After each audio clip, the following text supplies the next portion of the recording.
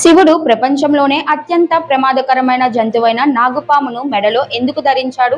ఇది కేవలం అలంకారం కాదు. ఆ పాము వెనుక దాగి ఉన్న రహస్యం తెలుసుకుంటే మీరు ఆశ్చర్యపోతారు.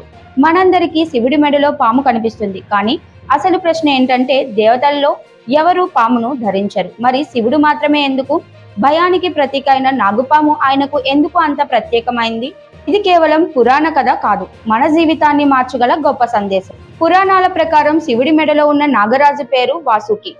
సముద్ర మదనం సమయంలో అమృతం కోసం దేవతలు, అసురులు వాసుకినే తాడుగా ఉపయోగించారు.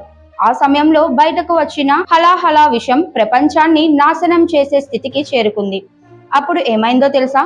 ప్రపంచాన్ని కాపాడటానికి శివుడు చేసిన పని ఇప్పటికీ భక్తులను ఆశ్చర్యపరుస్తుంది.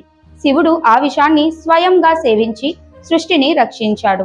ఆ తరువాత నాగరాజు వాసుకి శివుని మెడలో స్థానం పొందడాన్ని పురాణాలు చెబుతున్నాయి. కానీ అసలు రహస్యం ఇక్కడే మొదలవుతుంది. పాము అంటే భయం, కానీ శివుడు అదే పామును ఆభరణంగా ధరించాడు. భయాన్ని జయించిన వాడే నిజమైన శక్తివంతుడు అని సందేశం.